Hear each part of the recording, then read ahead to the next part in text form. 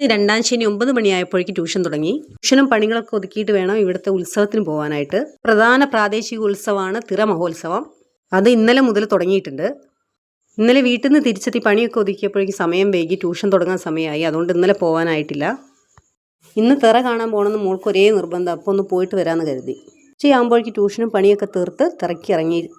മോന് പനി ആയതുകൊണ്ട് അവനുള്ള ഭക്ഷണമൊക്കെ ഉണ്ടാക്കിയിട്ടാണ് തിറക്കി പോകുന്നത്. മോൾക്ക് സാരി ഉടുക്കണം ഒരേ നിർബന്ധം. അപ്പം അമ്മ ചുരിദാറിനും മോള് സാരിയും വെക്കാമെന്ന് കരുതി. അപ്പോൾ മോളെ അണിയിച്ചൊരുക്കിയപ്പോഴേക്ക് എന്നെ സമയം 2 മണി കഴിഞ്ഞിട്ടുണ്ട്, 2:30 കഴിഞ്ഞിട്ടുണ്ട്. കത്തുന്ന വെയിലത്ത് കുറേ ദൂരം നടക്കണം. അപ്പം തിറ കാണാനുള്ള ഉത്സാഹം കൊണ്ട് വെയിലൊന്നൊരു പ്രശ്നമല്ല. പ്രധാന തിറകളൊക്കെ ഇന്നലെയും ഇന്നും രാവിലെയും ഒക്കെ ആയിട്ട് കഴിഞ്ഞിട്ടുണ്ട്. അപ്പം അവസാനത്തെ തിറയെ ഇനി കാണാനൊക്കെ ഉള്ളൂ. തിറയുടെയും തെയ്യത്തിൻ്റെയും ഒക്കെ നാടാണല്ലോ കണ്ണൂർ. അപ്പം കണ്ണൂരിൻ്റെ അടുത്ത പ്രദേശം ആയതുകൊണ്ടാണ് ഇവിടെയും തിറയുടെ ഒരു സ്വാധീനം വളരെ ശക്തമാണ്. ഇന്നിവിടെ ചുറ്റുവട്ടത്തുള്ള ക്ഷേത്രങ്ങളിലും പരിപാടിയാണ്. ധാരാളം ക്ഷേത്രങ്ങളുണ്ട്. അപ്പോൾ എല്ലാ സ്ഥലത്തും അന്നദാനവും എല്ലാ പരിപാടിയും ഉണ്ട്. നാളത്തെ ശിവരാത്രി പ്രമാണിച്ച് രാത്രി നമ്മുടെ ശിവക്ഷേത്രത്തിലെ ഘോഷയാത്ര ഉണ്ട്.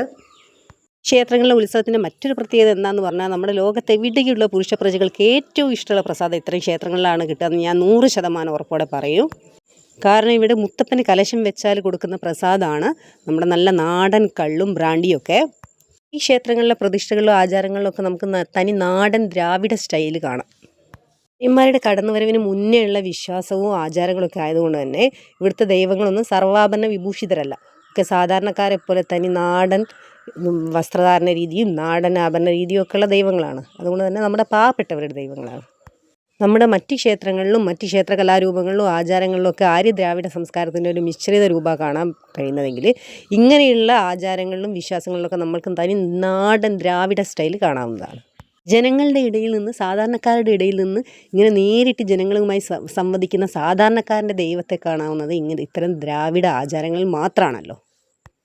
അപ്പോൾ ഇങ്ങനെ ജനങ്ങളുടെ ഇടയിലേക്ക് ഇറങ്ങിച്ചെന്ന് ജനങ്ങളുടെ പ്രശ്നങ്ങൾ നേരിട്ട് മനസ്സിലാക്കുന്ന ഈ ദൈവത്തെ നമുക്ക് ജനാധിപത്യ ദൈവം എന്ന് വിളിക്കാം. ഇതുപോലെ തന്നെ ആര്യന്മാർ അല്പസ്വല്പം മിനുക്ക് പണികളൊക്കെ നടത്തിയെങ്കിലും അവർക്ക് പൂർണ്ണമായും പിടികൊടുക്കാതെ വഴുതി മാറിയ നമ്മുടെ പ്രിയപ്പെട്ട ദൈവമാണ് ശിവൻ. അതുകൊണ്ട് തന്നെ ശിവരാത്രിയായിട്ട് ബന്ധപ്പെട്ട ഘോഷയാത്ര ഇന്ന് രാത്രി നമുക്ക് കാണാനാവും. അവസാനത്തെ തിറയായ ഭഗവതി തിറ വളരെ വൈകിയാണ് തുടങ്ങിയത്. അതുകൊണ്ട് തന്നെ കുറേ ആൾക്കാർക്ക് വീട്ടിലേക്ക് തിരിച്ചു പോന്നിട്ടുണ്ട്. ട്യൂഷൻ തുടങ്ങാനുള്ളത് കൊണ്ട് ഞാനും വീട്ടിലോട്ട് തിരിച്ചു പോരുകയാണ് ഉണ്ടായത്. പിന്നെ മോളുടെ കയ്യിൽ ഫോൺ കൊടുത്ത് അവളാണ് ഇത് റെക്കോർഡ് ചെയ്തത്. ഇനി വൈകിട്ടത്തെ പണി കഴിഞ്ഞിട്ട് ഘോഷയാത്രയ്ക്കായിട്ടുള്ള പുറപ്പാടാണ്. അപ്പം ഘോഷയാത്ര എത്താറായിട്ടുണ്ട്. അപ്പം അങ്ങോട്ട് തിരിക്കുകയാണ് എല്ലാവരും.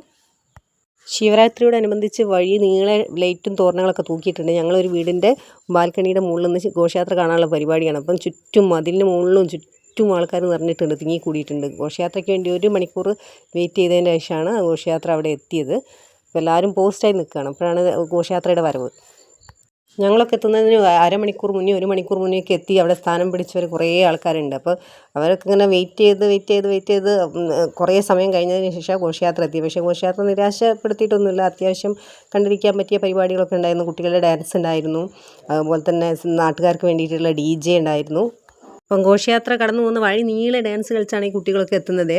15-20 മിനിറ്റൊക്കെയുള്ള ഡാൻസാണ്. പല പല പാട്ടുകളിട്ട് പല പല സ്റ്റെപ്പുകളൊക്കെ ഇട്ടിട്ട് വഴി നീളെ ഡാൻസാണ്. അപ്പോൾ അവർ തളർച്ചയൊന്നും കാണുന്നില്ല, തളർന്നിട്ടുമില്ല. അവർ നിർത്താതെ കളിച്ചുകൊണ്ടേയിരിക്കുകയാണ്. അപ്പോൾ ക്ഷേത്രത്തിലെത്തുന്നവരെ ഈ കളി തുടരും ചെയ്യും. പ്രധാനപ്പെട്ട നമ്മളിങ്ങനെ ഇതേപോലെ സ്വീകരണം നൽകുന്ന സ്ഥലങ്ങളിലൊക്കെ ഈ കുട്ടികൾക്ക് ഡാൻസ് കളിക്കുകയും വേണം.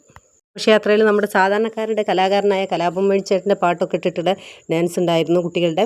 അതുപോലെ തന്നെ ഇതിൽ കാണാൻ കഴിഞ്ഞ മറ്റൊരു പ്രത്യേകത എന്താണെന്ന് വെച്ചാൽ, നമ്മുടെ ശിവക്ഷേത്രത്തോടനുബന്ധിച്ചുള്ള ഘോഷയാത്ര ആയിരുന്നിട്ടും നമ്മുടെ മുത്തപ്പനെ സ്തുതിച്ചുകൊണ്ടുള്ള നല്ലൊരു നൃത്തമാണ്, ഒരു ക്ലാസിക്കൽ ടൈപ്പ് നൃത്തമാണ് പിന്നെ ഇവിടെ കാണുന്നത്. അപ്പം വളരെ മനോഹരമായിട്ടുണ്ട് എല്ലാ നൃത്തങ്ങളും. അതുപോലെ തന്നെ വളരെ ഡെഡിക്കേറ്റഡ് ആണ് ഈ കുട്ടികൾ.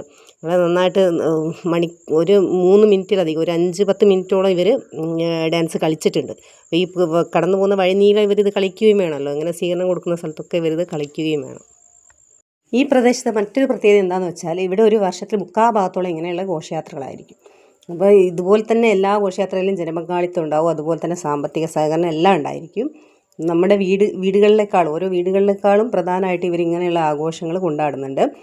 ആളുകളുടെ സഹകരണം, പൊതുജനങ്ങളുടെ സഹകരണം ഇങ്ങനെയുള്ള ആഘോഷങ്ങളിൽ കാണുന്നുണ്ട്. പൊതുജന പങ്കാളിത്തമൊക്കെ കാണുന്നുണ്ട്. അപ്പം ഇവിടെ കൂടുതൽ വിശ്വാസാധിഷ്ഠിതമായൊരു ജീവിതമാണ് ജനങ്ങളുടെ ഇടയിൽ കാണാനാവുക.